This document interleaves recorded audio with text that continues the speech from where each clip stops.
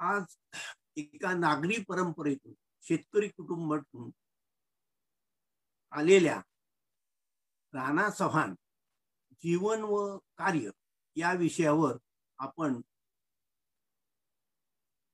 आपणाशी मी संवाद साधणार. 19व्या शतकाच्या उत्तरार्धात 20व्या शतकाच्या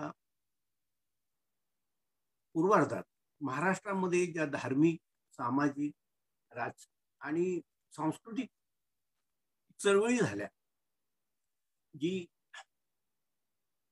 प्रबोधनपर आंदोलन झाली, या सर्वांचा एक विचक्षण अभ्यासक म्हणून राणा चव्हाण महाराष्ट्रात ओळखले जातात. ते या प्रबोधन पर्वाचे एक संशोधक आणि भाष्यकार. ते स्वतः सत्यशोधक समाजिस्ट व ब्राह्मो समाजिस्ट होते. अशा राणा चव्हाणांचा आपण आज त्यांच्या जीवनाविषयी, त्यांच्या जडणघडणीविषयी, त्यांनी केलेल्या कार्याविषयी आणि ते कशा प्रकारे शिल्पकार आहेत हे मी माझ्या पुढच्या काही वेळामध्ये आपणाशी संवाद करून सांगणार. आपल्याला हे माहिती आहे की राणा चव्हाणांनी जवळजवळ 60 वर्ष हा ज्ञानयज्ञ किंवा हा प्रबोधनाचा विचार नंदादीप म्हणून आपण त्याला सतत तेवत ठेवलेला. आपण ज्या वेळेला प्रबोधन असं म्हणतो त्यावेळेला या प्रबोधनाचाही थोडक्यात आपण परिचय करून घेऊया. भारतीय प्रबोधनाचा विचार प्रामुख्याने ब्रिटिश आमदानीनंतर भारतामध्ये सुरू झाला. पाश्चात्य तत्वज्ञानांच्या विचारसरणीतील जे प्रबोधन होतं त्याचे मुख्यतः 3 स्तंभ होते. त्याला आपण ह्या 3 स्तंभाला एक रिनेसन्स म्हणजे पुनरुज्जीवन, रिफॉर्मेशन म्हणजे धार्मिक सुधारणा आणि तिसरी जी गोष्ट एनलाइटनमेंट म्हणजे ज्ञान प्रकाशित विचारसरणी, हे 3 प्रमुख भाग हे त्यांच्या पाश्चात्य देशांच्या तत्वज्ञानापुढे होते आणि त्यांनी संपूर्ण या 3 विभागातून एक फार मोठी क्रांती आणि नव निर्मिती केली. भारतामध्ये जेव्हा ब्रिटिश साम्राज्य आलं, ह्या प्रबोधनाचं सगळे पडसाद आपल्या नवीन पिढीवर, नवतरुणावर होत होते आणि हे मोठं वैचारिक वादळ होतं. आणि ह्या वादळामुळं आपल्या संस्कृती, सामाजिक जीवन व धार्मिक जीवन याला फार मोठे धक्के ह्या प्रबोधन पर्वात मिळाले.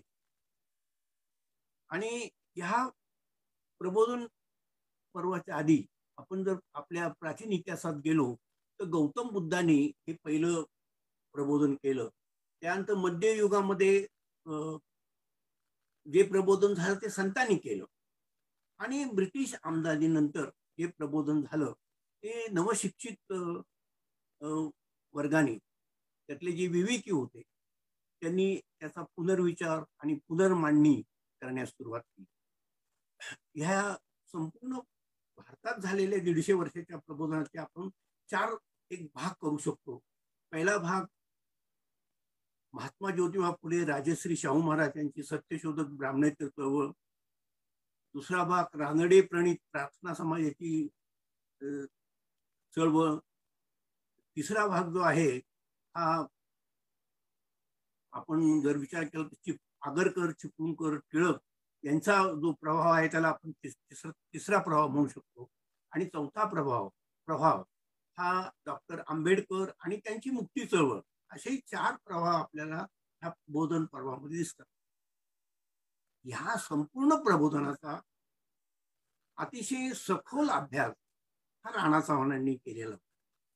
ते नुसते अभ्यास करून थांबलेले नाही, तर त्यांनी त्यातले गुणदोष काय आहेत आणि ह्यातून आपल्याला पुढे काय घेऊन जायचंय याचं एक भाष्यकार म्हणून त्यांनी त्यांच्या दृष्टीने मांडणी केली आणि इतकी ही मांडणी झाली असताना याचा विचार सातत्याने समाजापुढे त्यांनी ठेवला.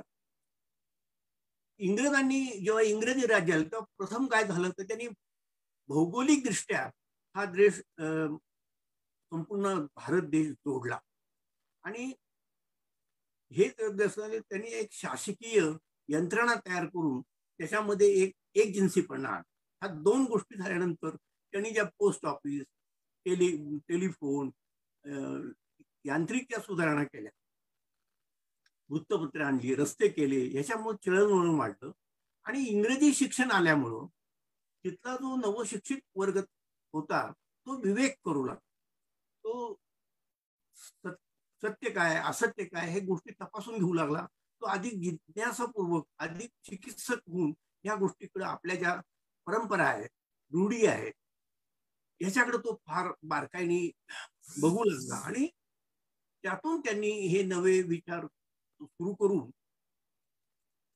या दृष्टीने काही बदल समाजामध्ये घडवून आणले आणि त्याच्यामुळे धार्मिक, सामाजिक आणि सांस्कृतिक असे सगळे बदल आपल्या ह्याच्यामध्ये आले आणि ह्या नवयुग समाजाने म्हणजे ते मग ब्राह्मो समाज असेल, प्रार्थना समाज असेल, सत्यशोधक समाज असेल किंवा आर्य समाज असेल, ह्या नवयुग समाजांनी धर्मभोळेपणा, अंधश्रद्धा, मूर्तीपूजा ह्या ज्या गोष्टी आहेत, अनेकेश्वरवाद, पुरोहित वर्चस्व, अस्पृश्यता, जातीभेद समाज रचना अशा अनिष्ट गोष्टी त्यांनी टीका करायला सुरुवात केली आणि ह्या सगळ्या चळवळीमुळं जातीय उच्च नीचता, बालविवाह, स्त्रीदास्य, विधवा विवाह बंदी, केशवपण, सती इत्यादी अनिष्ट चाली प्रथांचे उच्चाटन करण्यात त्यांनी प्रयत्न केला. या प्रबोधन पर्वातून निर्माण झालेली जी मूल्य आहेत जे नवनीत आलं 150 वर्ष हेतू, त्याच्यामध्ये स्वातंत्र्य, समता, बंधुता, न्याय, समान संधी ही स्वातंत्र्यात निर्माण झालेली भारतीय संविधानामध्ये स्वीकारली गेली जी मूल्य आहेत ती ह्या प्रबोधनाने दिली. हे योगदान ह्या प्रबोधनाचं आहे आणि या प्रबोधनातून राष्ट्रीय स्वातंत्र्याची चळवळ सुरू झाली, राष्ट्रीय सभा निघाली, राष्ट्रवादाच्या विचाराला चालना मिळाली. इतकं असून सुद्धा भारतामध्ये धर्मनिरपेक्ष इहवादी एकही प्रबोधन झालं आणि ते होण्याची गरज आहे. प्रबोधनचा संपूर्ण प्रवास म्लान होऊ नये म्हणून राणा समाज त्यांनी भर घालत. आता ही जी त्यांनी भर घालायची कल्पना त्यांनी जी केली किंवा त्यांनी जो प्रयोग सुरू केला आणि त्याप्रमाणे ते घडत गेले. 60 वर्ष सातत्याने हा नंदादीप ठेवणं एवढं एकांडी शेलसारखं काम राणा चव्हाण. अशा राणा चव्हाणांची आपण जडणघडण कशी झाली, ते एवढे मोठे प्रवक्ते किंवा भाष्यकार कसे होऊ शकले ह्या संपूर्ण 150 वर्षाच्या प्रबोधन चळवळीत. कारण त्यांचा जो संपूर्ण आवाका आहे तो गौतम बुद्धापासून यशवंतराव चव्हाणांच्या पर्यंत एवढ्या मोठ्या स्पेसचा त्यांचा मोठा व्यापक असा त्यांचा आवाका हा आला कसा, त्याच्याकरता त्यांनी काय कष्ट घेतले होते, ते कसे त्यांची जडणघडण समजून घेणं हे तितकंच महत्वाचं. राणा चव्हाणांचं संपूर्ण नाव रामचंद्र नारायण चव्हाण. त्यांना घरामध्ये बाबूराव म्हणून ओळखले जायचे. त्यांचे गुरु महर्षी विठ्ठलरामजी शिंदे त्यांना बाबूराव याच नावाने ओळखले जायचे. आम्ही त्यांच्या कुटुंबात मुलं मात्र त्यांना वडीलच म्हणायचे. अशा तऱ्हेचे हे त्यांचा जन्म वाई गावात आणि वाई हे गाव एक क्षेत्रज्ञ गाव आहे, एक धार्मिक क्षेत्र आहे. 1913 साली त्यांचा जेव्हा जन्म झाला 29/10/1913 साली, त्यावेळेच्या वाईमध्ये जी टोटल लोकसंख्या होती ती 15,000 होती आणि हे एक सनातन्यांचं गाव. तिथं एक कर्मठ सनातनी प्रवृत्ती, वेद, संस्कृत पाठशाळा तिथं भरपूर होत्या. वेदाचा अभ्यास व्हायचा. दशगणिकी ब्राह्मण फार होते. सावकारांची संख्या जास्त होती. आणि सर्व समाजाच्या जे अंग आहेत त्याच्या सगळ्या चाव्या ह्या प्रस्थापित वर्गाच्या हातात होत. आणि बहुजन समाज हा नाडला गेलेला समाज. वाईची तुम्ही त्यावेळेची संपूर्ण रचना बघितली तर पश्चिमेला प्रस्थापितांची वस्ती आणि पूर्वेला ह्या 18 पगड बहुजन समाजची वस्ती, असं त्याचं वाईचं एक वर्णन करता येत. आणि राणा चव्हाण हे रविवारपेठ म्हणजे बहुजन समाजाच्या वस्तीमध्ये त्यांचं घर होतं आणि तिथं त्यांचा जन्म झाला. त्यांच्या आईचं नाव यशोदाबाई. यशोदाबाई ह्या कृष्णाजी काळोजी शिंदे म्हणून एक वाईला सावकार होते, फार मोठे सावकार होते. ते 1850 पासून त्यांच्या शिंदे फॅमिलीमध्ये ही सावकारकी चालू होती. आणि ही ह्या कुटुंबामध्ये ह्या यशोदाबाई आणि त्यांची आजी, झालं असं की 1904 साली जो मोठा प्लेगची साथ आली, त्या प्लेगमध्ये शिंदे सावकारांच्या घरचे ही मायालेकी म्हणजे यशोदाबाई आणि त्यांच्या आई रखमाबाई ह्या दोनच वाचल्या. आता मग रखमाबाई तुमचं लग्न करायचं, जेव्हा यशोदाबाईंचं लग्न करायचं होतं त्यावेळेला वर संशोधन हे चाललेलं होतं. आणि त्यावेळेला नारायणराव चव्हाण म्हणजे राणा चव्हाणांचे वडील यांना घरजावाई करून घेण्यात, आणि हे घरजावाई वाईट झाल्यामुळं ते वाईट येऊन राहिले. आता त्यांचा जो नारायणराव चव्हाण म्हणजे राणा चव्हाणांच्या वडिलांचा पूर्व इतिहास बघितला तर आकस्मिक अशा घटनांनी तो व्याप्त आहे. त्याच्यामध्ये पहिल्यांदा आपल्याला असं दिसून येईल की नारायणराव चव्हाणांचे वडील कृष्णाजी चव्हाण हे वाईच्या नावेवाडीमध्ये राहतात आणि ते वाई नगर परिषदेमध्ये गाडीवान होते. आणि नारायणराव म्हणजे माझ्या राणा चव्हाणांच्या वडिलांची आई ही थोडीशी वेडसर होती, त्यामुळं त्यांच्या वडिलांनी दुसरं लग्न करून ते पुण्यालाच राहिले. आता नारायणराव कृष्णाजी चव्हाणांचा आजोळ हे सातारा जवळ पाचवड जवळ उडतार या गाव, त्या गावी त्यांचे आजोबा संतू आबाजी पवार आणि त्यांची बायको हे दोघेही वयस्कर झाले होते, थकलेले होते. त्यांचा सांभाळ नारायणरावांचा सांभाळ ह्या दोघांनी केला. त्यांचं वय जेव्हा 3-3.5 होती तेव्हा असा एक योग आला, 3-3.5 वर्षाचा असताना असा योग आला की त्या गावचे एक गणपतराव राघोजी बाबर म्हणून सदनग्रस्त हे बडोदा संस्थानामध्ये लक्ष्मीबाई गायकवाड म्हणजे मल्हारराव गायकवाडांच्या पत्नी यांच्याकडे ते जामदार खाण्यात मुकलेले होते. आणि ते दरवर्षी त्यांनी तिथं उडता राहायला त्यांची घरं दारं मोठी वाडा बांधला होता, जमिनी होत्या. ते गावात जत्रे करता आले होते. आणि त्यावेळेला गावकऱ्यांनी सांगितले की गणपतराव तुमची 3 लग्न झाली पण तुम्हाला मुलबाळ झालं नाही, तर तुम्ही हा गावातला मुलगा दत्तक घ्या. आणि कारण त्याच्या घरची परिस्थिती अशी नाही की त्याला वाढवू शकतात आणि त्याच्या आजोबांना जी फार वयस्क झालेले आहेत, तर तुम्ही ह्याला दत्तक. आणि नारायणराव चव्हाणांचं दत्तक विधान काळेश्वरच्या मंदिरामध्ये उडतारला झालं आणि ते त्यांना बडोद्याला घेऊन गेले. तेव्हा त्यांचं वय साधारण 3.5-4 वर्षाचं होतं आणि त्यांना लक्ष्मीबाई गायकवाड ह्यांच्याकडं ते राहिले. आणि त्यांचं संपूर्ण शिक्षण हे त्यांच्यावरचे सगळे संस्कार हे खानदानी त्या राजघराण्याचे त्यांच्यावर झाले. त्यांना संस्कृत, हिंदी, मराठी आणि इंग्लिश ते रॉबर्ट मनी स्कूल बॉम्बेला 4थीमध्ये शिकायला त्यांना ठेवलेलं होतं. आणि फार म्हणजे सोन्याचा चमचाच त्यांना त्या तोंडामध्ये तिथं मिळाला.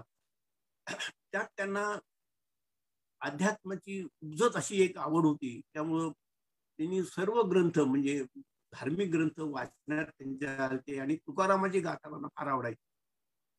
असा हा नारायणराव चव्हाण त्या लक्ष्मी राणी बरोबर संपूर्ण भारतभर हिंडले होते तीर्थयात्रा.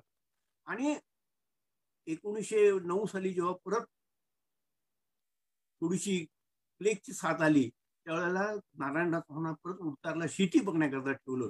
आणि त्याच वेळेला त्यांचे जे दत्तक वडील होते गणपतराव बाबर यांना औरस संतती झाली आणि त्यामुळे त्यांचं नारायणरावांच्याकडे लक्ष कमी झालं. आणि अशा वेळेला नेमकं त्यांना हे घर जावी वाईला शिंदे सावकारांचे व्हा म्हणून ते वाईत आले. तो वाईत आल्यानंतर ते बडोदा संस्थानात वाढल्यामुळं सयाजीरावांचे प्रगत संस्कार पुरोगामी विचार यांनी हे घेऊनच ते वाईत आले. त्यामुळं त्यांना गरिबावर अन्याय करणं, वंचितांना डावलणं किंवा समाजाला बरोबर न घेता कुटुंबाची प्रगती करणं हे त्यांना अजिबात मान्य नव्हतं. इतकंच काय की जी चालत आलेली सावकारकी होती ती सुद्धा त्यांनी केली नाही. सगळ्या कुळांना बोलवून त्यांना ज्यांची गहाण पत्रक होती त्यांना ती परत केली आणि शेतीवर लक्ष केंद्रित केलं आणि ते वाईमध्ये राहू लागले. हे उपजतच त्यांना त्यांच्यावर संस्कार हे जे प्रगत विचाराचे झाले होते त्याचा असा परिणाम झाला की 1919 साली जेवढ्या कोल्हापूरची ब्राह्मणेतर चळवळ ही वाईमध्ये आली, सातारा जिल्ह्यात आली. त्याकरता केसी ठाकरे, कर्मवीर भाऊराव पाटील, भास्करराव जाधव हे केसी हे सगळे सातारा केवी विचारे हे सगळे साताऱ्यात येऊन काम करायला. आणि जेव्हा ते साताऱ्यात येऊन काम करायला तेव्हा वाईमध्ये हे नारायणराव चव्हाण यांनी सामाजिक कामाकरता सुरुवात केलेली होती हळूहळू. मग त्यांनी 1920 साली रितसर ह्या सगळ्या मित्रांना बोलवून त्यांनी सत्यशोधक समाजाची स्थापना केली. आणि त्याच वर्षी म्हणजे 1920 साली राणा चव्हाण 8 वर्षाचे होते. ते त्यांच्या वडिलांचं सामाजिक काम बघत होते, सार्वजनिक काम बघत होते. त्यांचे फार मोठे परिणाम हे राणांच्यावर झाले. हे सगळे संस्कार राणा ते 8व्या वर्षी मराठी शाळेत जाऊ लागले.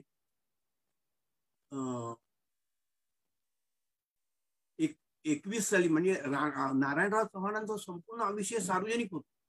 आणि ह्या सत्यशोधक चळवळीमध्ये काम करताना मोठमोठे पुढारी सत्यशोधक ते घरी यायचे आणि ते सगळे त्यांच्या वडिलांचे मित्र झाले होते.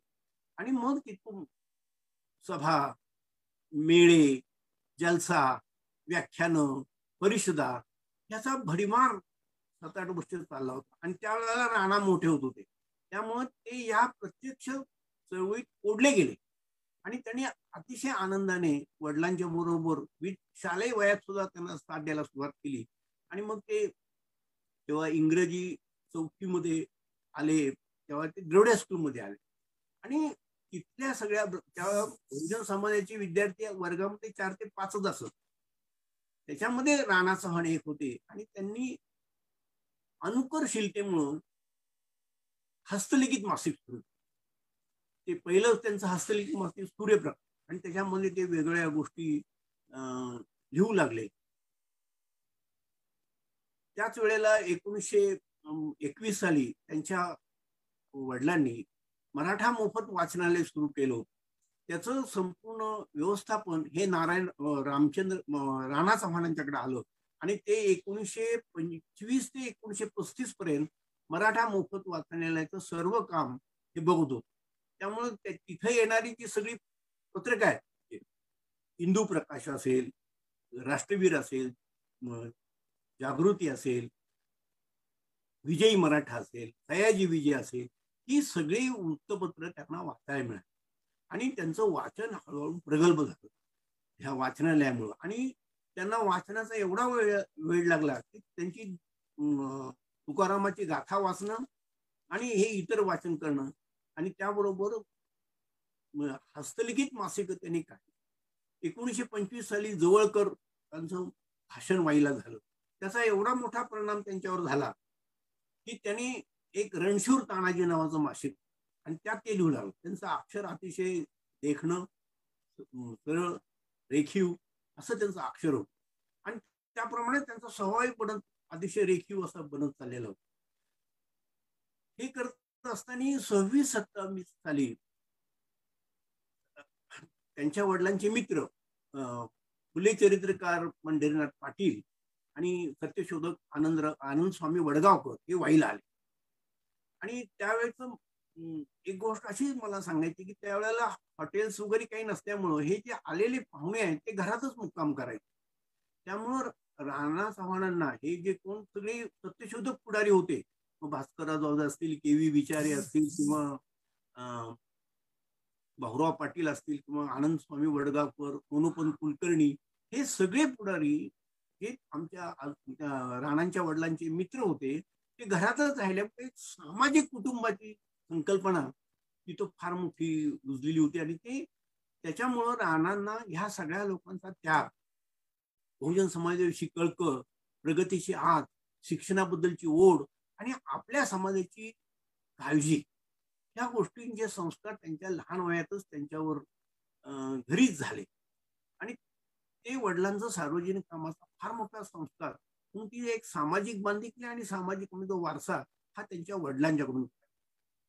हे पी.सी. पाटील आणि आनंद स्वामी वडगावकर त्यांना महात्मा फुले चरित्र वाचायला, आणि ह्या महात्मा फुल्यांचं चरित्र जेव्हा त्यांनी वाचलं तेव्हा त्याची त्यांनी पारायण केली. आणि त्यांनी त्यांच्या ह्याच्यात लिहिलंय, मी व माझे लेखन या लेखामध्ये, की मी ते चरित्र वाचल्यावर जो फुले वेडा झालो तो कायमचाच.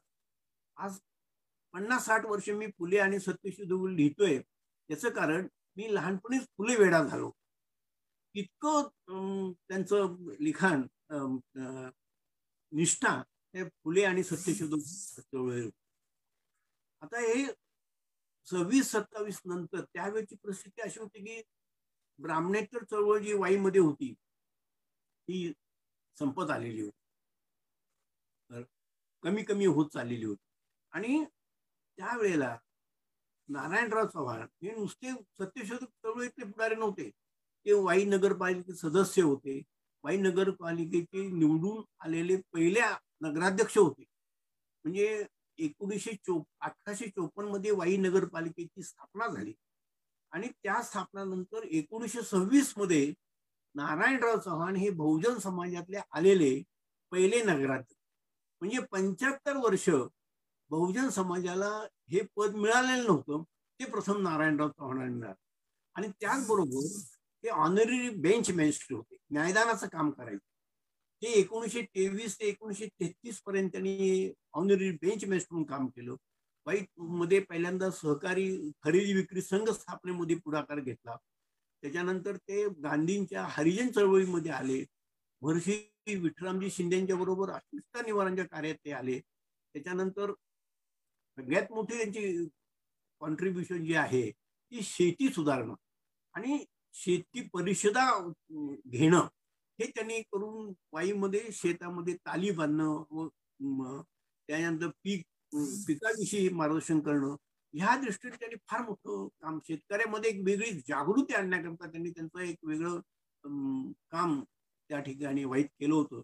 आणि हे राणा चव्हाण फार जवळून बघायचं. म्हणजे महात्मा फुले जयंती असो किंवा शिवजयंतीचा असो, हे वाईला घरातच त्याची व्हायचे. आणि त्यामुळे ह्या कार्यक्रमाची बातमीपत्र तयार करणं, निवेदन तयार करणं, हे काम, आणि ते वृत्तपत्रांना देणं. तेव्हा राष्ट्रवीर, विजयी मराठा, दीनबंधू, ह्याच्यामध्ये सगळ्या गोष्टी ह्या छापून यायच्या. आणि त्याचा या परिणाम असा झाला की राणा लिखाणाकडे, अवांतर वाचनाकडे त्यांचा एवढा मोठा कल गेला, फार मोठ्या प्रमाणात त्यांनी त्याच्यात केले.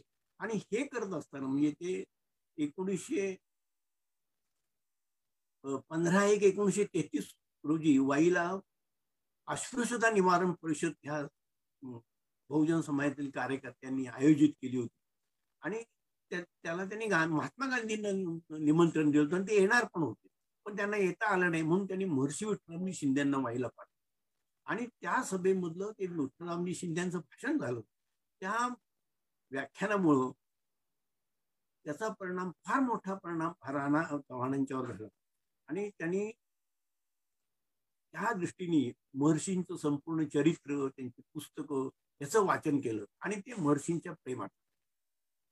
महर्षी विठ्ठलरामजी शिंदेनी जेव्हा वाईला प्रार्थना संघ त्यांनी काढला होता नारायणराव चव्हाणांनी, आणि त्या कामाकरता म्हणजे इथं ब्राह्मण समाज किंवा प्रार्थना समाज निर्माण करण्याकरता महर्षी विठ्ठलरामजी शिंदे वाईला येते.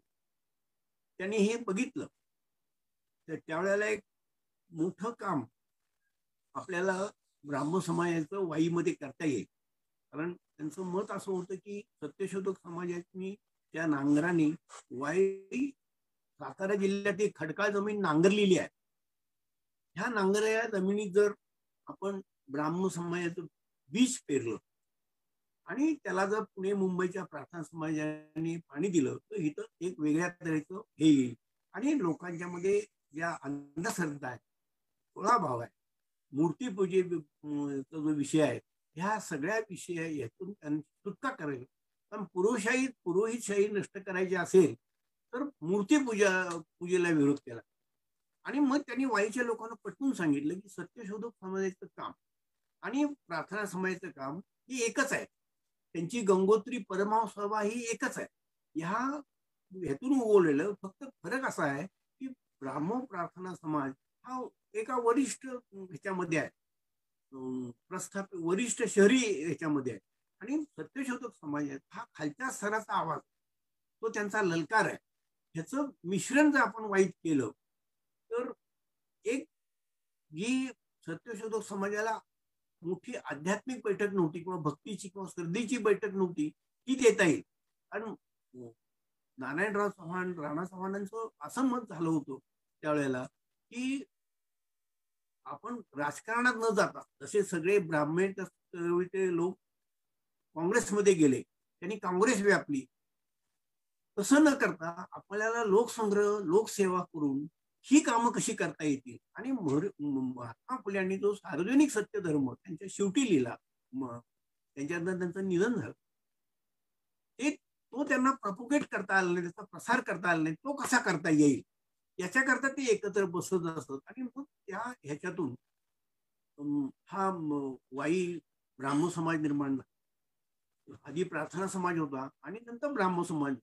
तर ब्राह्मण समाजाची संपूर्ण जी माहिती आहे की महर्षींनी वाईला आमच्या घरी राहिले 4-5 महिने आणि त्यांनी संपूर्ण त्या बहुजन सत्यशोधक कार्यकर्त्यांना ह्याचं एक प्रकारचं त्यांचं उद्बोधन केलं आणि हा सत्यशोधक समाज ब्राह्मण समाजामध्ये कन्वर्ट झाला. परंतु सत्यशोधक समाजाकडे कानाडोळा करायचा नाही म्हणून राणा चव्हाण हे सत्यशोधक समाजाचे प्रवक्ते आणि ब्राह्मण समाजाचे प्रवक्ते अशा रीतीने स्वतःची त्यांनी वाटचाल चालू ठेवली होती. आणि त्यात इंग्रजी 6वी म्हणजे विद्यार्थी वयामध्ये ह्या सगळ्या घटना घडत होत्या. 6वी मध्ये इंग्रजी 6वी दरोडा स्कूलमध्ये पूर्ण केल्यानंतर ते पुण्याला शिवाजी मराठा हायस्कूलमध्ये 7वी करता आले, म्हणजे त्यावेळी मॅट्रिक करता. आणि पुण्यात आल्यानंतर त्यांना फार मोठं व्यासपीठ मिळालं. कारण वाई हे मिनी पुणंच होतं, कारण पुण्यात जे जे होईल ते वाईट व्हायचं. तिथं होमरूल पुण्यात आहे तर वाईट व्हायची. तिथं या ज्या गोष्टी सामाजिक दृष्टीने किंवा राजकीय व्हायच्या त्या सगळ्या हे होते. पुण्यामध्ये टिळक भक्त भरपूर होते, वाईमध्ये तेवढीच टिळक भक्त होते. असे पुण्याची एक रिप्लिका म्हणून वाईकडे बघितलं जायचं. आणि तिथून ते पुण्याला आल्यानंतर त्यांना मोठं एक व्यापक असं प्लॅटफॉर्म राहण्याचा व्हायला मिळाला आणि ते महर्षींच्या घरीदारी सारखे येऊ जाऊ लागले आणि ते त्यांच्या कुटुंबातलेच एक सदस्य झाले. त्यांचं ब्राह्मजीवन त्यांना अवलोकन करता आलं. महर्षींनी संपूर्ण स्वतःचं वाचनालय राणांच्या करता खुलं केलं. त्यात त्यांना त्याची गुलामगिरी वगैरे पुस्तक वाचायला मिळाली, ब्राह्मधर्माची पुस्तकं वाचायला मिळाली आणि ही एक गुरु शिष्याची जोडगळी त्या 1935-36 पासून काम करते. आणि ह्या महर्षींच्या मुळे त्यांना पुणे प्रार्थनेचा संबंध आला, मुंबई प्रार्थनेचा संबंध आला आणि तिथं सुद्धा म्हणजे V.K. जोग, बाबूराव जगताप, गणपतराव शिंदे हे जे मोठे मोठे पुढारी होते यांच्याशी त्यांचं एक वेगळं कौटुंबिक नातं जोडलं गेलं आणि त्यांनी सुबोध पत्रिकेत ते लिहिला. त्यांचा पहिला लेख जो 1936 मध्ये ब्राह्मण समाज व बहुजन समाज असा छापून आला आणि तो महर्षींनी वाचल्यानंतर महर्षी विठ्ठलरामजी शिंदे त्यांना म्हणाले, बाबूराव तुम्ही बहुजन समाजाच्या बाजूने लिहा, लेख फार सुंदर झालेला आहे, तुम्ही माझ्यापेक्षा जास्त चांगलं लिहिता. म्हणून त्यांनी हे ब्राह्मण समाज आणि महर्षी यांच्यातील एक वेगळ्या प्रकारचं नातं स्वतःमध्ये त्यांनी निर्माण केलं. आणि मग महर्षींची तटस्थता, त्यांची सांप्रदायिक नव्हते किंवा पक्षी असं त्यांचं हे नसायचं. महर्षींचं ते तटस्थ होते, त्यांची तौलनिक अभ्यास करण्याची प्रवृत्ती, ह्या सगळ्या गोष्टी राणा चव्हाणांनी उचलल्या. त्यांची समन्वयशीलता आणि त्याप्रमाणे लेखनामध्ये त्याचे पडसाद पडू लागले. आणि ते सुबोध पत्रिकेचे फार मोठे लेखक म्हणून जेव्हा प्रार्थना समाजाच्या पुढाऱ्यांना समजलं तेव्हा त्यांच्याशी अधिक जवळीक झाली. आता त्याच्यानंतर ह्या अवांतर वाचनामुळं किंवा इतर सामाजिक वाईट असताना त्यांचं वाई देश मराठा संघ, वाई युवक नळवाड्यांचा युवक संघ, ह्याच्यामध्ये ते काम करायचे. ते घरातले काही असं फारसं काम त्यांनी केलेलं नाहीये. डायरीमध्ये त्यांच्या ते 1922 ते 45 पर्यंत त्यांच्या बऱ्याच डायऱ्या आहेत. त्यात लिहिले आज वैरण तोडली, गाईला पाणी घातलं. पण ते काम तिकडे तसं त्यांचं तो नेचर नव्हतं आणि त्याप्रमाणे त्यांनी शेतीत फारसं कधी काम केलं नाही. त्यांचं काम हे वाचन लेखन, म्हणजे त्यांचा प्रवासच सगळा जो बघितला लहानपणापासून, तर वाचन मनन चिंतन निरीक्षण आणि लेखन अशा तऱ्हेनेच त्यांचा सतत प्रवास होत गेल्यामुळं 1936 मध्ये ते त्यांनी दोनदा मॅट्रिकला नापास झाले या अवांतर वाचनामुळं. आणि मग 36 मध्ये ते 36-37 या वर्षी सर परशुराम भाऊ कॉलेजमध्ये, SP कॉलेज ज्याला म्हणतात, तिथं त्यांनी पहिल्या आर्ट्सचं पहिलं वर्ष FY ज्याला म्हणतात ते त्यांनी पास केलं. आणि कर्मधर्म संयोग त्याच वेळेला त्यांची आई वारली आणि कुटुंबावर फार मोठा घाला. त्यांच्या वडिलांनी चालून आलेली सावकारकी चालवलेली नाही. त्यावेळेला शेतमालाला भाव नव्हता. घरी 2 लहान भाऊ, 3 मुली, म्हणजे 3 बहिणी, संसार घरातला मोठा. आणि त्यांच्या वडिलांचं जे काम होतं ते घरावर तुळशीपत्र ठेवून त्यांनी सार्वजनिक काम केलं. त्यामुळं एक वेगळ्या प्रकारच्या सजन असलेलं कुटुंब आपत्तीत सापडलं. आणि त्यात त्यांची राणा चव्हाणांची आई वारल्यानंतर तर फारच विपन्न अवस्था आली. त्यामुळं राणांना शिक्षण अर्धवट सोडावं लागलं आणि ते नोकरीच्या शोधात. त्यांना छोट्या मोठ्या पुणे म्युन्सिपालिटीमध्ये शिक्षक म्हणून त्यांनी काम केलं शाळांमध्ये. त्याच्यानंतर इगतपुरीला हाऊसटॅग कलेक्टरचे क्लार्क म्हणून काम केलं. देवळाली नाकाला त्यांनी काम केलं. पण त्यांचं लिखाण मात्र लेखन वर्धमान होत होतं, वाचन वर्धमान होत होतं, हे सगळ्या हे असले तरी. आणि मग 1945 साली ते वाईमध्ये त्यांना लोकल बोर्डात क्लार्क म्हणून आले. 35 रुपये पगार. पण त्यांनी घराला त्या थोडा तरी आधार त्यांच्यामुळे मिळाला. या दरम्यान त्यांचं 1937 साली लग्न झालं, वाईलाच झालं. ते राणांची पत्नी ह्या चिपळूणचे बळवंतराव डांगे यांची, महादेव बळवंतराव डांगे यांची मुलगी, ते प्रसिद्ध वैद्य आणि शेतकरी होते. त्यांची ही 3ऱ्या नंबरची मुलगी, ती त्यांनी लग्न केलं. आणि तो विवाह हा वाईला 15 मे 1937 साली वाईला झाला. वाई ब्राह्मण समाज. त्या विवाहाचं पौरोहित्य द्वारकानाथ गोविंद वैद्य, हे सुबोध पत्रिकेचे संपादक होते, त्यांनी केले. आणि त्याचं मार्गदर्शन सगळं महर्षी विठ्ठलरामजी शिंदे यांनी दिलं. आणि हा पहिला ब्राह्मण विवाह वाईमध्ये घडून आला. आणि त्याचं घरप्रवेशाची प्रार्थना महर्षी विठ्ठलरामजी शिंदे यांनी केली. आणि त्या दिवशी जे सहभोजन वाई सगळ्या 18 पगड जातीच्या लोकांना सहभोजन दिलं गेलं. आणि ते वाईचं पहिलं सहभोजन. अशा तऱ्हेने हे एक सामाजिक फॅमिली कुटुंबाची कन्सेप्ट घेऊन हे चव्हाण कुटुंब वागत होतं. आणि त्याच्यामुळं संपूर्ण कुटुंबावर एक वेगळ्या सामाजिक बांधिलकीचे आणि समाजाविषयी प्रेम, आमच्या आजोबांचं म्हणजे नारायणराव चव्हाणांचं नेचर करुणा प्रेम, ही त्यांची निष्ठाच होती प्रत्येक गोष्टीमध्ये. आणि तेच राणा चव्हाणांच्या मध्ये आलं. आणि मग ते वाईत आल्यानंतर 1944-45 ते वाईत नोकरीला लागले लोकल बोर्डामध्ये. आणि वाई ब्राह्मण समाजाचे ते चिटणीस झाले. आणि ते चिटणीस तो 10 वर्ष ते 1955 पर्यंत चिटणीस होते. मग अध्यक्ष म्हणून ते त्यांनी काम पाहिलं. हे करताना त्यांचं सार्वजनिक काम जे आहे, म्हणजे मराठा मोफत वाचनालय, वाईतलं वसन व्याख्यानमाला, लोकमान्य टिळक स्मारक संस्था, इथंही ते चांगल्या प्रकारचे काम करत होतं. राजकीय दृष्टीने राणा कुठं असे कार्यरत राहिलेले नाहीत, मग त्यांची कुठली राजकीय अशी पक्षाची निष्ठा नव्हती. तर 1945 मध्ये त्यांना असं वाटलं की महात्मा फुले यांच्यावर जी विष्णू शास्त्री चिपळूणकरांनी उपरोधिक टीका केली होती, उपासात्मक टीका केली होती, याला महाराष्ट्रात 50-55 वर्ष कोणी उत्तर दिलेलं नाही, ते आपण द्यावं. आणि हे उत्तर देण्याकरता राणा चव्हाण प्रयत्न करत होते. त्यांनी ज्यामध्ये टीका, ज्याच्यावर टीका केलेली आहे ती पुस्तकं महात्मा फुले त्यांनी मिळवली होती. विष्णू शास्त्री चिपळूणकरांनी ज्या टीका केली ते निबंधही त्यांनी मिळवले होते. पण याला उत्तर आपण जर लिहिलं तर कोण वाचणार, असा प्रश्न त्यांच्या पुढे आला. म्हणून ते तर्कतीर्थांच्या पाठवला.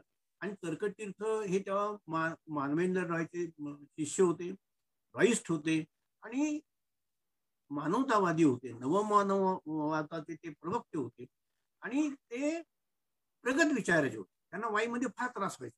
त्यांना ते लोक किंवा वाईतले जे कट्टर प्रस्थापित आहेत त्यांच्याकडून त्यांना फार त्रास झाला. त्यावेळेला त्यांना वाई ब्राह्मण समाजाचे व्यासपीठ मिळायचं आणि वाई ब्राह्मण समाज त्या लहानाचं मोठं करण्यात तर्कतीर्थांनी फार मोठी भूमिका केलेली आहे. प्रतिभान शाह, केवलानंद सरस्वती यांनी दिलेलं जे सहकार्य आहे ते सुरुवातीला म्हणजे 1933-34 मध्ये फार मोठ्या प्रमाणात सहकार्य किंवा पहिल्या जे काही वार्षिक उत्सव व्हायचे ते प्रतिभा शाह वाई प्रार्थना संघाचे उत्सव झालेले आहेत. इतकं सहकार्य दोघात होतं. 1945 साली राणा चव्हाण परत आल्यानंतर ते तर्कतीर्थांच्याकडे गेले आणि सांगितले की असं असं आहे, आपण ह्या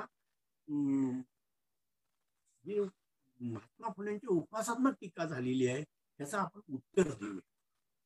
आणि मग त्या दोघांनी मिळून म्हणजे महर्षी तर्कतीर्थाने ते पुस्तकाचं लेखन डिक्टेट केलं, वाचन केलं, त्यांच्या दोघांची चर्चा झाल्या आणि ज्योती निबंध नावाचं पुस्तक पहिल्यांदा महाराष्ट्रामध्ये हे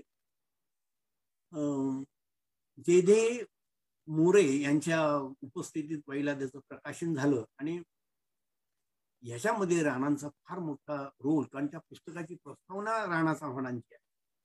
आणि ह्या पुस्तकामुळं महाराष्ट्रामध्ये जे सुशिक्षित होते त्यांना प्रथम महात्मा फुले कळले. म्हणजे त्यावेळचे विद घाटे किंवा अनंत काणे किंवा वि स खांडेकर यांचे आश्चर्य वास्तव असं दिसून येते की त्यात त्यांनी उल्लेख केलाय की ज्योती निबंधातून आम्हाला महात्मा फुले समजले.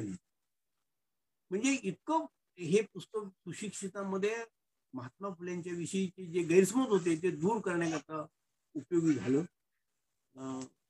हे करत असताना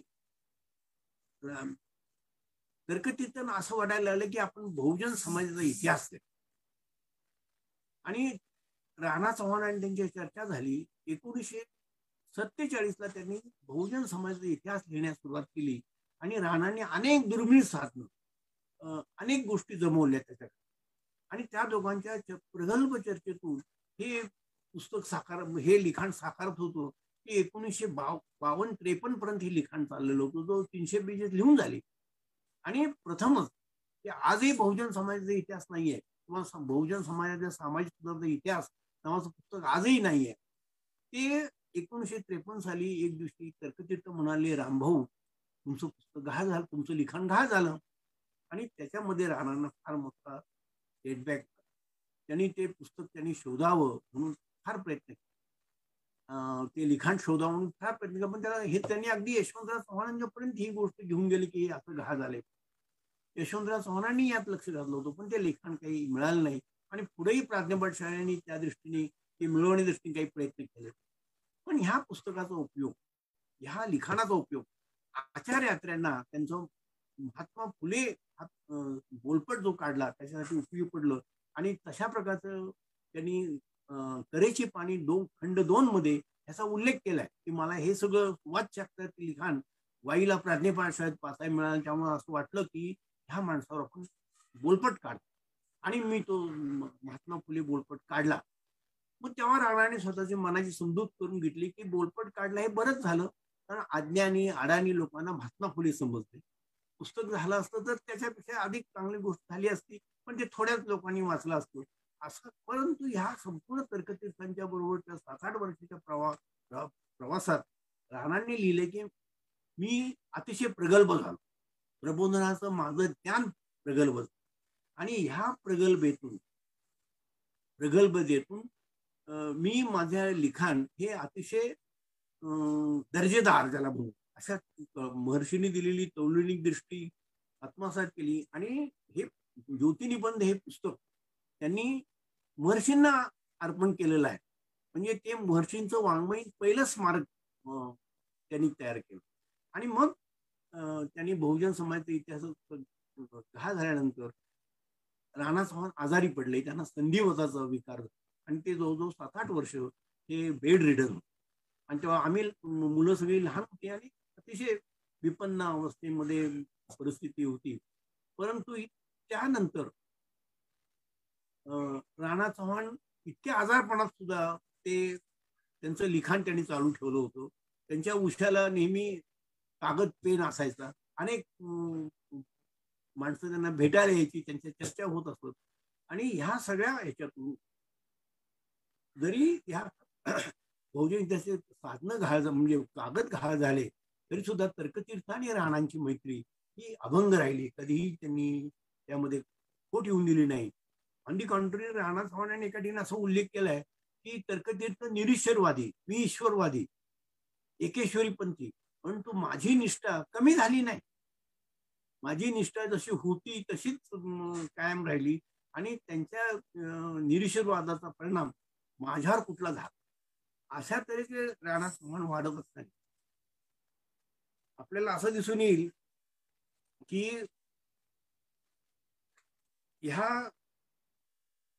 ह्याच्यामध्ये ते वसंत व्याख्यानमाला, लोकमान्य टिळक स्मारक संस्था, इथं ते शेवटी तर मला वाटते 5-7 वर्ष ते कार्याध्यक्ष होते. वसंत व्याख्यानमाला सुद्धा ते चांगल्या प्रकारचे विद्यार्थी असेपर्यंत त्यांनी उतार वयापर्यंत वसंत व्याख्यान जोडले गेले होते. वाईची साहित्य परिषद त्यांनी स्थापनेमध्ये पुढाकार घेतला होता. आणि मग त्यांनी एक पुस्तक लिहिलं होतं, लग्न संस्कार विधी, 1946 साली. ते सुद्धा सत्यशोधक समाज आणि ब्राह्मण समाज ह्या दोन्ही ह्यांची फिलॉसॉफी एकत्र करून त्यांनी लग्न संस्कार विधी तयार केला होता. आणि त्याचं कन्सल्टेशन त्यांनी भास्करराव जाधवांच्याकडून घेतलं होतं. आणि त्या पुस्तकाप्रमाणे ते बिनखर्चात लग्न लावायचे. म्हणजे माझं स्वतःचं लग्न सुद्धा ब्राह्मण विवाह पद्धतीने आणि पूर्वीत राणा चव्हाण आणि त्यांचे मित्र राखरूप बाबर या दोघांनी केलं. म्हणजे एका बाजूला ते ते राणा चव्हाण उभे होते, दुसऱ्या बाजूला राखरूप बाबर, आणि त्यांनीच त्या पुस्तकाप्रमाणे माझा विवाह लावला होता. असे अनेक विवाह त्यांनी बिनखर्चात वाईमध्ये लावण्याचा सपाटाच त्यांनी चालू केलं. 1958 मध्ये अशी परिस्थिती आली की वाईमध्ये बहुजन समाजाचं कॉलेज आणि द्रविड हायस्कूलमध्ये वरच्या वर्गातल्या मुलांना फार मोठं प्रोत्साहन मिळायचं आणि बहुजन समाजाच्या मुलांना मिळायचं नाही अशी तक्रार यायची. म्हणून बहुजन समाजातल्या मुलांना शिकवण्यासाठी त्यांनी आपल्या इथं हायस्कूल काढलं, असा त्यांनी प्रयत्न केला. ब्राह्मण समाजाची जागा होती, आपल्याला काहीतरी करता येईल त्या दृष्टीने त्यांनी कर्मवीर भाऊराव पाटलांना, ते त्यांच्या नारायणराव चव्हाणांचे ते अतिशय घनिष्ठ मित्र, सत्यशोधक ब्राह्मणेतर चळवळीमधले, आणि संपूर्ण खेडेगावात जे दौरे झाले त्यामध्ये कर्मवीर भाऊराव पाटील असत, राणा चव्हाण असत, राणांचे वडील पण असत, असे त्यांनी हे करत असताना कर्मवीर भाऊराव पाटील म्हणजे तुम्ही इथं आहे. त्यांनी सांगितलं की मी वाईट काही काढणार, मला खेडेगावात हायस्कूल काढायचे, तुम्ही मला पासवर्ड द्या, बोईंग द्या, कुठले असं जे हम रस्त्यावर खेडेगाव आहे ते द्या, मी तिथे हायस्कूल काढतो. पण ते पासवर्डला काढायचं ठरलं तेव्हा भाऊराव पाटील असे म्हणाले की तुम्ही मास्तर द्या, हेड मास्तर तुम्ही द्यायचं. पण राणाने त्यांचा बहिणीचा मुलगा त्या शाळेत नुकताच BSc ऍग्रिकल्चर झालेला जाधव म्हणून त्याला तिथं हेडमास्टर म्हणून त्यांनी काम केलं.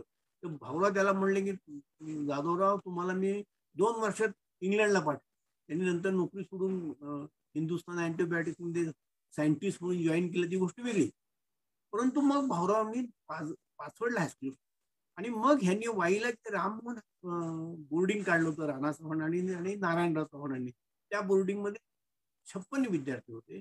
आणि मग बापूजी साळुंखे 58 मध्ये 56, 57, 58 मध्ये वाईला येत होते. ते त्यांच्या मार्फत त्यांनी वाईला महर्षींचं स्मारक म्हणून महर्षी विद्या मंदिर काढलं. ते ब्राह्मण समाजात काढलं आणि त्याला स्वतःची राणा चव्हाणांनी जागा दान दिली आणि महर्षी विठ्ठलराम शिंदेची हायस्कूलची इमारत उभी राहिली. अशा तऱ्हेने शैक्षणिक बहुजन समाजाच्या शैक्षणिक याचं काम करत असताना त्यांचं लिखाण मात्र प्रगल्भ होत चाललं.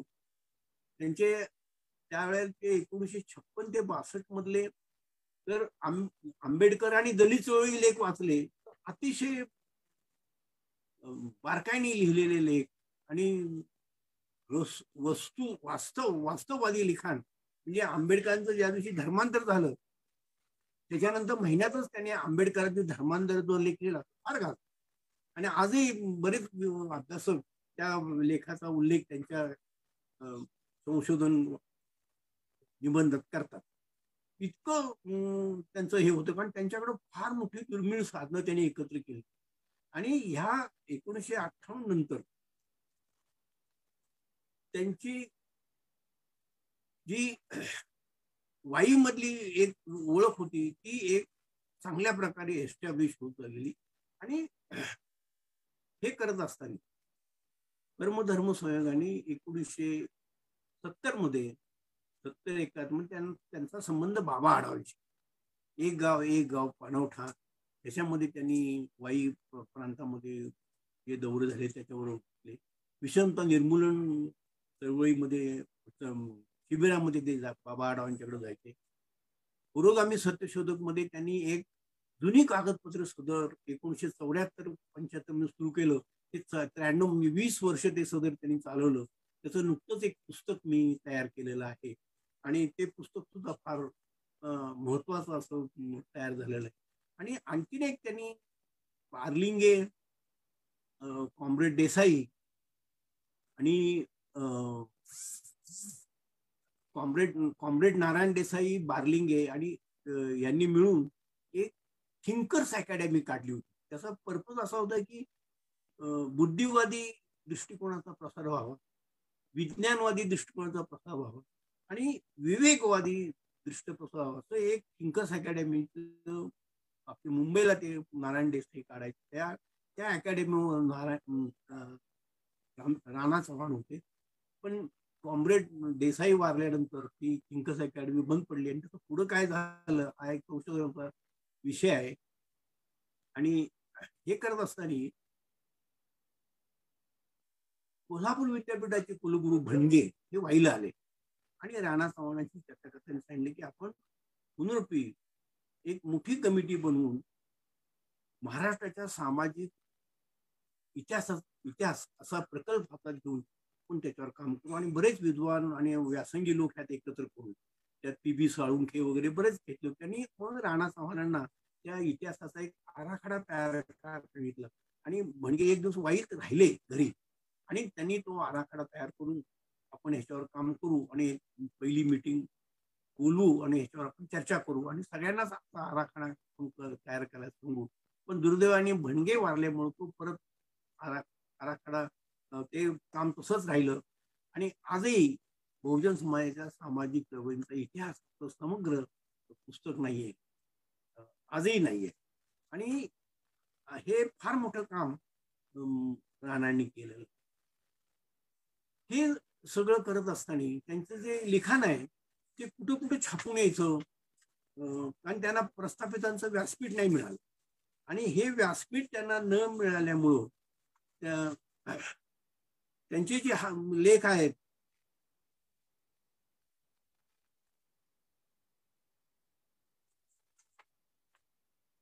सुबोध पत्रिका, राष्ट्रवीर, संग्राम, साहित्य दिनबंधू, साप्ताहिक दिनबंधू, विजयी मराठा, साधना, नवभारत, समाज प्रबोधन पत्रिका, लोकराज्य, पुरुषार्थ, सुंदादर्श, पुरोगामी सत्यशोधक, रयत शिक्षण पत्रिका, तांबडी माती, मराठा जागृती, समशेर, मराठा, गावगाडा, महाराष्ट्र मित्र अशा ठिकाणी त्यांचे लेख सगळे येऊन. आणि त्याचं जपणूक राणा चव्हाणांनी अतिशय चांगली केलेली आहे. म्हणजे कागद कसा सांभाळावा याचं महर्षीकडून मिळालेलं ज्ञान आणि शिक्षण त्यांनी अतिशय चांगल्या रीतीने स्वतःमध्ये जपलेलं होतं आणि ती कागदपत्र व्यवस्थित त्यांनी ठेवण्याचं जे आहे डॉक्युमेंटेशन ज्याला म्हणतात त्यामध्ये ते अतिशय चांगल्या तऱ्हेने मी त्यांचे जे संदर्भ साहित्य आहे त्याचा उपयोग जो आहे तो तर्कतीर्थ लक्ष्मीशास्त्री जोशी, धनंजय कीर, आचार्य यात्रे, कंबा सरदार, यदी फडके, डॉक्टर बाबा आडम, वसंत गुण, हरी नरके, Salunke, Sang Manse, S Bhosale, doctor Shivajirao Chavan, doctor Ramesh Jadhav, doctor Sadanand More, Rachi Dere, Lambed, Rosalind, Narayan Desai, P Salunke इत्यादी मान्यवरांना त्यांनी जमवलेली जुनी कागदपत्र आणि संदर्भ फार उपयोगी त्यांच्या लेखनाकरता हे झालेले आहेत. आणि हे सगळं करत असताना राणांना 1983 साली दलित मित्र ही पदवी मिळाली. 1986-87 साली त्यांचं समग्र वाङ्मय काढण्याकरता नरेंद्र दाभोळकर आणि बाबा आढाव यांनी फार प्रयत्न केले आणि नरेंद्र दाभोळकरांनी त्यांच्या लेखांचं सिलेक्शन निवडलेले. परंतु तो प्रोजेक्ट ह्या दोघांच्या कार्यभावल्यामुळं तो त्यांना पुरा करता नाही आला. तो मोनी ठोक्यांनी पारक प्रकाशन विभागून निवडक राणा चव्हाण असं एक पुस्तक 1986 मध्ये जवळजवळ ते 800 पानाचं पुस्तक पहिल्यांदा प्रकाशित झालं. त्याच्या आधी त्यांनी महात्मा फुले चरित्र 52 साली लिहिलं होतं. दुर्लभ लग्न संस्कार विधी 46 साली लिहिलं होतं.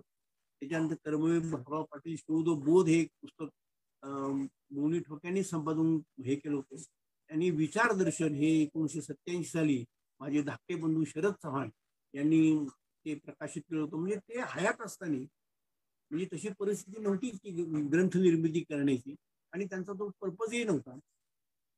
फार थोडं ग्रंथ वाङ्मय राणांच्यावर निर्माण झालं त्यावेळेला. आणि त्यांची जी 1400-1500 लेख आहेत ते तसेच राहून गेले. आणि ते लेख हे त्यांच्या निधनानंतर आमचे थोरले बंधू रवींद्रनाथ यांनी रामनाथ चव्हाण प्रतिष्ठान नावाचं एक विश्वस्त मंडळ स्थापन करून ती जबाबदारी माझी पत्नी वैशालीताई आणि माझ्यावर टाकली. आणि आजवर 42 ग्रंथातून 14,000 पानांचा मजकूर समाजाला उपलब्ध केले.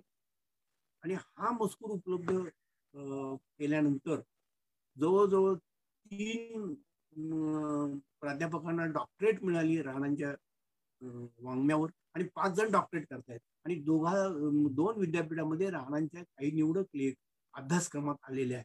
म्हणजे आता पुढे राणांना एक वेगळ्या प्रकारची रेकग्निशन ही मिळू लागली. आता अशा राणा चव्हाणांचा जो अंत आहे तो पुण्याला 10 एप्रिल 1993 आणि त्यांचं निधन झाल्यानंतर हे राणा चव्हाण प्रतिष्ठान स्थापन केलं. आणि उद्देश असा की राणांचे अप्रकाशित साहित्य जे ग्रंथरूपात नाही त्यांना ग्रंथरूप देणे आणि महर्षींच्या आठवणी जागा करण्यासाठी महर्षी विठ्ठलरामजी शिंदे हे पुरस्कार देत. आतापर्यंत 24 पुरस्कार दिलेले आहेत. ह्या गेल्या वर्षीचा पुरस्कार भालचंद्र शिंदे गुलबर्गा यांना द्यायचा आहे, पण तो समारंभ कोरोनामुळे राहायला गेलेला आहे. तो लवकरच आम्ही त्याचा करोड्याचा साथ केल्यानंतर तो समारंभ करणार आहोत. अतिशय सुयोग्य अशा निवडी गेल्या ह्या 24 पुरस्कारांच्या झालेल्या आहेत. आणि त्याबरोबर हे जे लिखाण राणांचं आहे त्याच्याकरता प्रकाशक न मिळाल्यामुळे थांबलो नाही. स्वखर्चाने स्वावलंबनाने आम्ही पती-पत्नी हे 42 ग्रंथ आणि 14,000 पानांचा मजकूर आज समाजामध्ये निर्माण. आता मला आपल्याला असं सांगायचं की हे सत्रामध्ये आधुनिक महाराष्ट्रातील शिल्पकार असं चर्चासत्र आहे, राष्ट्रीय चर्चासत्र. मग राणा चव्हाण शिल्पकार आहेत का हा प्रश्न साहजिकच आपल्या सगळ्यांच्या पुढे. हो, ते शिल्पकार आहेत.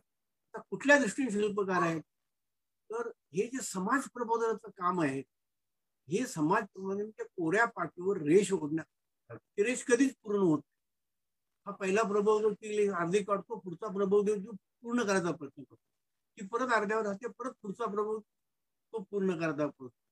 जर मग हे सगळे महात्मा फुले असतील, राजेश्री शाहू असतील, महर्षी शिंदे असतील, आंबेडकर असतील किंवा आणखी पुढच्या पिढीचे जे सगळे मध्ये प्रबोधक होऊन गेले, हे यांचं काम हे असं सातत्याने पुढं जाण्यासाठी आणि ते पूर्ण होण्यासाठी त्यांनी प्रबोधनाची काळ करून त्यांची शिकवण साधक पाधक त्यातले गुण काय, त्यातले दोष काय, त्याची सुद्धा चर्चा करत भाष्य करत ते पुढे गेलेले आहेत. म्हणजे शिल्पकार, शिल्पी, त्याला त्यातला मूळ शब्द शिल्पी आहे, तो शिल्प घडवतो. मग ते दगडातून घडवेल, एखाद्या धातूतून घडवेल, तर त्याच्यामध्ये जे कौशल्य त्याच्या अंगात असतं ते सगळं तो त्यात होतच असतो. असे हे जे समाज घडवण्याची कामं ज्या शिल्पकारांनी केलेली आहेत त्यांची पुढं वार्ता चालवण्याचं, त्याच्यावर पुढं जाण्यासाठी जे कामकाज राणा चव्हाणांनी केले ते एक शिल्पकारासारखं. किंवा आपल्या असं ज्ञान जे आहे, ज्ञान हे हळूहळू कमी होतं, नष्ट होतं, त्याची आठवत नाही. ते एका पिढीने दुसऱ्या पिढीकडे द्यावं लागतं. आणि ही जी भूमिका आहे मागच्या पिढीचं पुढच्या पिढीला देणं, हे त्या शिल्पकाराचं. आणि ते आज आपण पाहतो की शिल्पकाराने कधी मूर्ती तयार केल्यानंतर ती कोणाच्या तरी असते, त्याची ती आठवण करून देते. तसं ह्या कामाचं एक डॉक्युमेंटेशन झाल्यामुळे त्यांचं काय टीचिंग होतं गेल्या पिढीतलं ते पुढे येतं. म्हणजे हे पिढ्यानपिढ्या चालणार आहे. म्हणजे जनार्दन वाघमारे ते म्हणतात की हे डोंगर पोखरण्यासारखं काम आहे, तो कधीच संपत नाही, ते सतत करावं. मला एका ठिकाणी असं उदाहरण मिळालं की जानस नावाची जी ग्रीक देवता आहे तिला दोन बाजूला तोंड असतात, पुढेही असतं आणि पाठीमागे असतं. पाठीमागच्या तोंडाने ती पाठीमागचं भूतकाळात बघत असते आणि पुढच्या तोंडाने ती भविष्य काळाकडे बघत.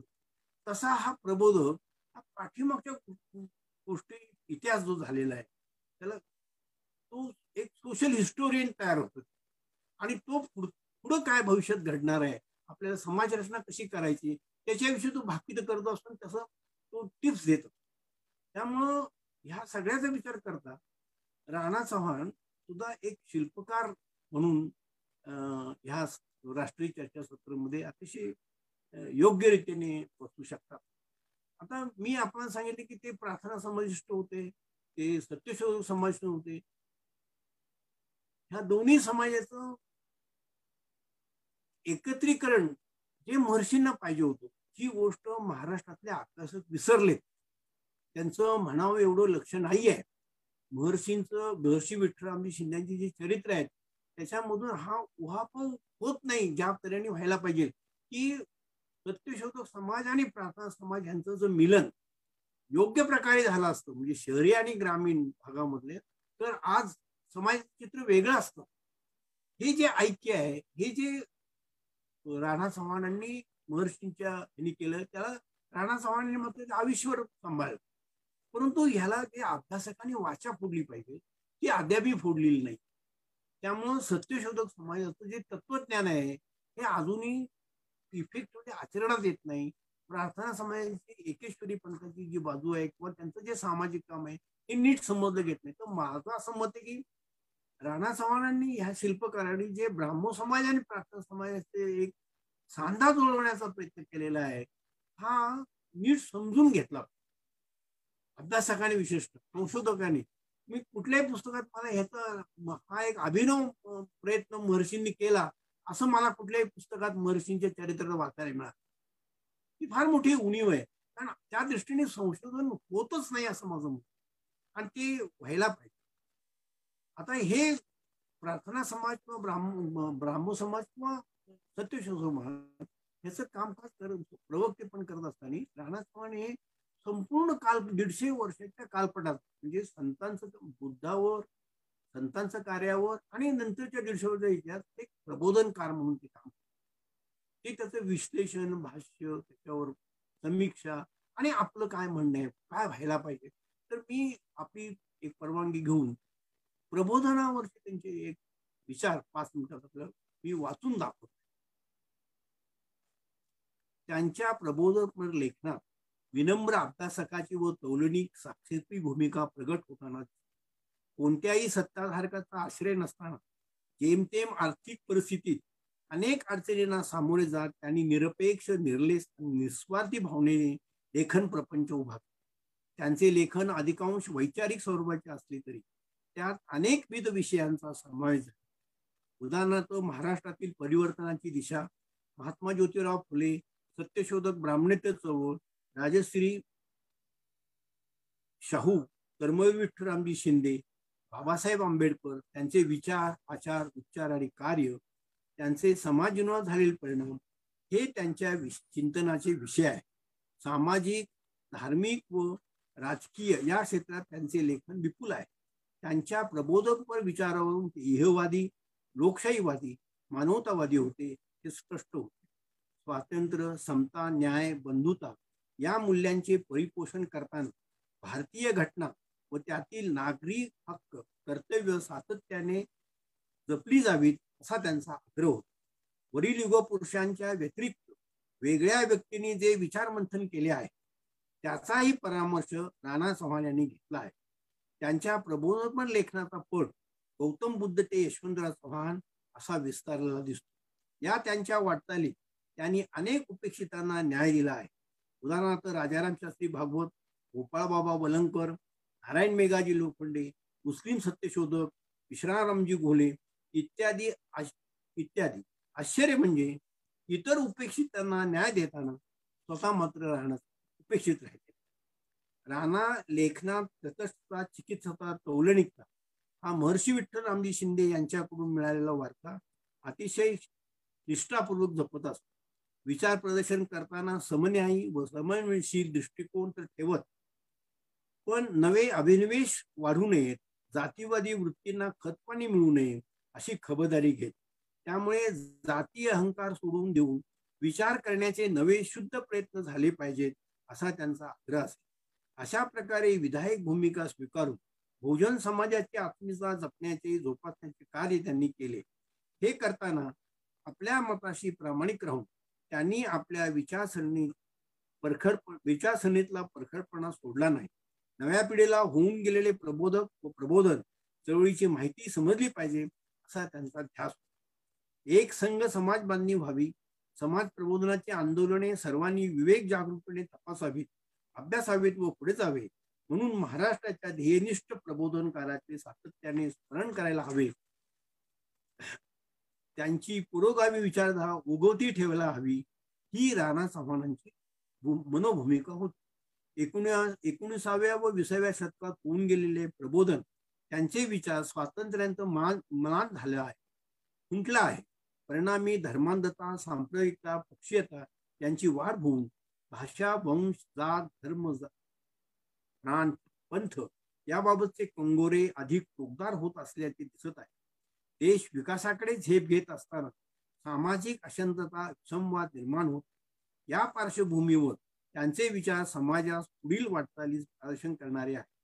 प्रबोधनपर विचारातील बौद्धिक प्रामाणिकपणा, मूल्यनिष्ठा पाहिल्यावर राणा चव्हाण हे प्रबोधनाचे नंदादीप होते असेच म्हणावे लागते. मानव मात्राचे कल्याण हेच त्यांच्या प्रबोधनाचे उद्दिष्ट होते. महात्मा फुले यांच्या एकमेव राष्ट्र निर्माण करण्याचे धोरण लक्षात घेऊन त्यांच्या सर्व प्रबोधनपर लेखनाची त्यांनी स्वतः मांडणी केलेली आहे. प्रबोधन हेच त्यांचे मिशन होते. राणा चव्हाण हे मितभाषी, प्रसिद्धी प्रमुख होते, पण महाराष्ट्रात त्यांच्या विचार धनाची दखल आज न उद्या घ्यावीच लागेल. कारण त्यांच्या लेखनात भूतकाळाचा शोध व भविष्याचा वेध आहे. वानगी दाखल मी त्यांचे काही प्रबोधन वाक्य सुभाषितांसारखे ते वाचून दाखवतो. स्वातंत्र्य प्रत्यक्ष आले आहे. स्वराज्याचे सुराज्य करावेत. देशाची एकात्मता टिकवायची आहे. प्रश्न मोठे भिन्न आहेत. सर्व धर्मात धार्मिक, धर्मिष्ठ लोक भावना चेतवून बुद्धिवाद नष्ट करण्याचा प्रयत्न करीत आहेत. धर्मांधतेची व सर्वच क्षेत्रात बोवाबाजीची, भ्रष्टाचाराची प्रभावी लाट आली आहे. आजकालच्या तीव्र जीवनकालात भविष्यकाळी काय होईल याची जाणीव करून घेण्यास सर्वसामान्य बहुजन समाजाला फुरसत नाही. धावाधाव, पळापळ, गर्दी वाढत आहे. विवेक लोपत आहे. हिंसा वाढत आहे. पेच प्रसंग वाढत आहे. ज्योतिबा फुले यांचा दृष्टिकोन भारतीय घटनेला जवळचा आहे. निधर्मी राजाच्या बळकटीस वैचारिक असा पाया त्यांच्या शिकवणीत सापडतो. प्रतिक्रांती ही क्रांतीला गिळून टाकतात, प्रबोधनाला व परिवर्तनाला पुराणमतवाद गिळून टाकतात, हा इतिहासाचा अनुभव आहे.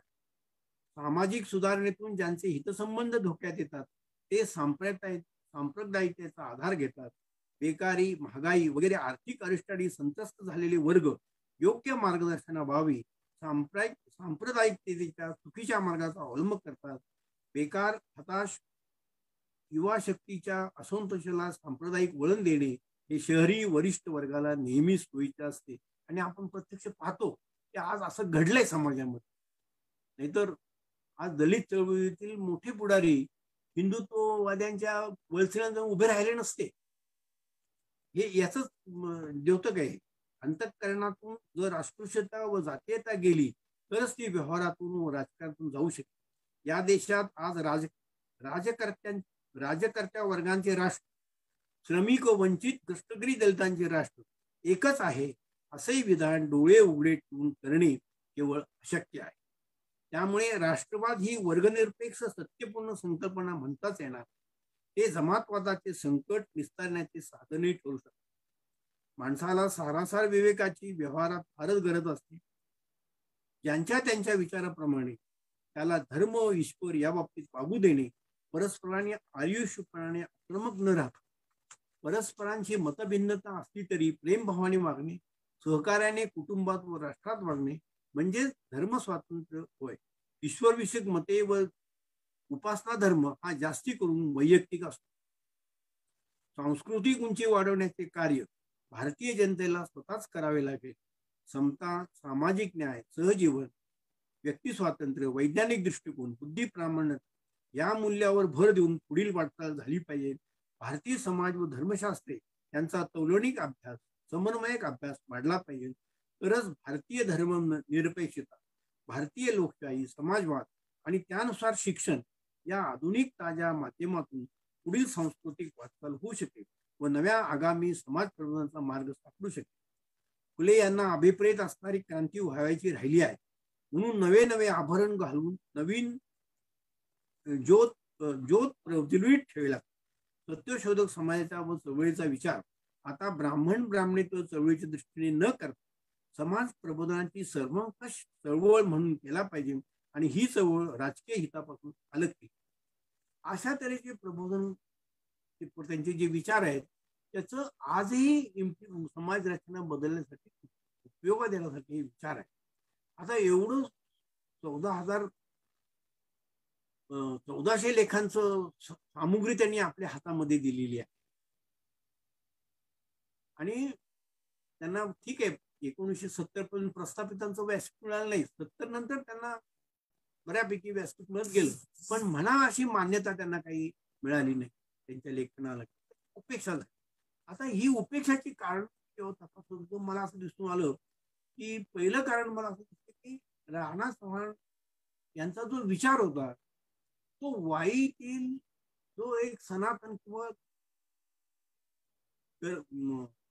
पुरोहित शाहीचं वर्चस्व असल्या गावामध्ये छेद देणारा विचार आणि त्यामुळे त्यांनी ह्याच्याकडे पहिल्यांदा दुर्लक्ष केलं असेल आणि गावात दुर्लक्ष झालं सगळीकडे त्याचं त्या माणसाचं दुर्लक्ष होतं असं एक कारण त्यावेळेस म्हणजे सुरुवातीला जे झालं घडलं 1955-56 पर्यंत त्याच्या बाबतीत असं म्हणता येतं.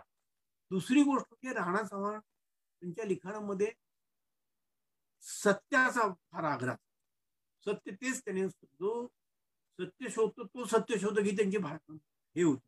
आणि हे सत्य शोधवल्यामुळं नाही म्हटलं तरी लोक दुखवले गेले. आता त्यांचं असं एक वाक्य जो होतं की कुठलाही पक्ष हा धर्मावर अधिष्ठित असता कामा नये किंवा कुठलाही पक्ष हा जातीवर आधारित असता कामा नये. हे ऐकायला म्हणजे योग्य वाटत असेल, परंतु जे प्रत्यक्ष धर्मावर आधारित पक्ष आहेत किंवा जातीवर आधारित पक्ष आहेत त्यांना हे राणा चव्हाण परवडणारच नाही. अशा तऱ्हेचे त्यांचे जे लिखाण किंवा मराठा समाजाविषयी जे लिहिलेलं आहे की सगळ्यांना कसं घेऊन जायचं आणि मराठा समाज त्यांनी दोष सांगितलेले आहे. त्यातले सत्ताशोधक झाले की ते समाजकारण कसं विसरून जातात ह्याच्यावर त्यांनी टीका केलेली आहे. त्यामुळे ते तिथेही त्यांना आवडणार नाही. म्हणजे जो माणूस सत्य सांगेल ते त्यांची ही सत्य सांगण्याची हातोटी सुद्धा त्यांच्याकडे दुर्लक्ष करण्याकरता वापरली गेली आहे. किंवा वाईट राहून मूर्तीपूजेला विरोध करायचा, म्हणजे हे वेगळ्याच प्रकारचं गडी होऊ शकतो. आता ज्योती निबंध आणि बहुजन समाजाचा इतिहास हा लिहिला गेला पाहिजे. आणखीन मला असं त्यांच्या ते स्वतः प्रसिद्धी परामुख होते आणि स्वभावातील त्यांची अति विनम्रता, रुजुता ही त्यांची उपेक्षा होण्याचे कारण असू शकते. आणि ते कदाचित असं असेल की त्यांच्या हयातीत फार मोठं ग्रंथलेखन झालं आणि त्यांचं जे सगळं स्फुट लेखन आहे ते प्रगल्भ आहे, जरूर प्रगल्भ आहे, विचार देणार आहे, पण स्फुट आणि प्रासंगिक असं भरपूर आहे. आणि जे योग्य आहे, सत्य आहे, असंच त्यांनी सातत्याने तो आग्रह धरल्यामुळं कदाचित हे सत्य वाचणं म्हणजे समाजाला रुचलं नसावं, म्हणून त्यांच्याकडे त्यांनी कानाडोळा केला पाहिजे. कानाडोळा केला असेल तर त्यांनी हा एक उपेक्षित प्रबोधनकार मी समजतो आणि ही उपेक्षा होऊ नये म्हणून आम्ही पती पत्नी आज 42 ग्रंथ आणि 14,000 पानांचा मजकूर महाराष्ट्रातील अभ्यासाकडून उपलब्ध केलेला आहे. त्याचा हा सर्वांनी फार मोठा फायदा घेतला पाहिजे आणि हे सगळं आम्ही स्वखर्चाने स्वावलंबनाने करतोय. त्यामुळे बहुजन समाजातील लोकांनी हे वाङ्मय विकत घेतलं पाहिजे. हे विकत घेऊन वाचनालयाला भेट दिल्या पाहिजे. पण असं काही घडताना दिसत नाही. दुर्दैवाने एकही अशी संस्था नाही, एकही अशी कुठली यंत्रणा नाही की अशा तऱ्हेचं वाङ्मय प्रकाशित होऊ. मी तसा नारायण चव्हाणच्या जन्मशताब्दीमध्ये प्रयत्न केला की सरकारने त्यावेळेच्या शासनाने कबूल केलं होतं की पत्र दिलेलं आहे, मला दिलेलं आहे आणि इतरांनाही दिलेलं आहे. म्हणजे महात्मा बाबा आढाव आणि त्यांचे जे सेक्रेटरी आहेत पवार म्हणून, त्यांनी चिटणीस सरचिटणीस त्यांनाही त्यांनी पत्र दिलं की राणा चव्हाणांची जन्मशताब्दी शासकीय लेवलला करू. राणा चव्हाणांच्या नावाने एक राणा चव्हाण सत्यशोधक विचार अध्यासन कोल्हापूर विद्यापीठ आणि मराठवाडा विद्यापीठ सुरू करू. राणा चव्हाणांचं जे लिखाण अप्रकाशित आहे ते महाराष्ट्र राज्य साहित्य संस्कृती मंडळाने प्रकाशित करू. आणि चौथी गोष्ट म्हणजे राणा चव्हाणांचं योग्य असं स्मारक करण्यासाठी प्रयत्न करू. यातलं काहीही झालं नाही. नंतर सरकार बदलल्यानंतर सगळंच बासनात गेलं. एक पुस्तक फक्त सरकारने महाराष्ट्र राज्य साहित्य संस्कृती मंडळाने प्रकाशित केलं, ते सुद्धा जन्मशताब्दीशी त्याचा काही संबंध नव्हता. त्याच्या आधीच मी प्रयत्न करत होतो. ते 4 वर्ष त्याची हे केलं आणि शेवटी ते पुस्तक अर्धवट राहिलं. शेवटी मधु मंगेशकरांनी मला त्यामध्ये संपादनात घेतलं आणि ते पुस्तक पूर्ण करायला लागलं. त्याच्यामध्ये 2 संपादक गोमा पवार आणि दत्ता भोसले होते आणि मग मला ऍड केल्यानंतर ते पुस्तक प्रकाशित झालं. आणि ह्या कामात डॉक्टर बाबा भांड यांनी फार मोठं सहकार्य केलेलं आहे. हे मला नमूद करायचं. मला असं वाटतं की मी भरपूर वेळ आपल्याशी या राणा चव्हाणांच्या एकंदर जीवन आणि कार्य आणि ते कशा प्रकारे आधुनिक महाराष्ट्राचे शिल्पकार आहेत याविषयी माझी मतं आपल्याला सांगितलेली आहेत. सर्वच मतं आपल्याला रुचतील अशातला भाग नाही, परंतु एक अतिशय प्रामाणिकपणे निष्ठापूर्वक सातत्यपूर्वक काम करणारा एक अभ्यासक आपल्यामध्ये होऊन गेला. तो आपली समाज रचना कशा प्रकारे व्हावी याकरता 60 वर्ष ह्या नंदादीपात भोवती तेल टाकत होता. त्याचं लेखन इथून पुढे तरी उपेक्षित राहू नये अशी मी आपल्या सर्वांना प्रार्थना करतो. आणि हे जे विठ्ठलराव शिंदे कला महाविद्यालय यांनी अतिशय चांगला उपक्रम लावून हे पुरोगामी आणि परिवर्तनवादी विचारसरणी वाहती ठेवली. गेले माझं आता 28वं सत्र आहे. आपण सर्वांनी कदाचित माझ्यातनं काही बोलताना चुकाय झालं मी वक्ता नाहीये आणि चुकून त्या पत्रिकेमध्ये डॉक्टर रमेश चव्हाण असं लिहिलंय, ते पण मी डॉक्टर पण नाहीये आणि मी भाषणाचीही सवय नाहीये. मी पहिलंच भाषण आज आपल्यासमोर राणा चव्हाणांच्या एकंदरीत जीवन आणि कार्यावर दिलेलं आहे. आपण सर्वांनी ते गोड मानून घ्यावं अशी विनंती करतो आणि या ठिकाणी मी थांबतो. नमस्कार.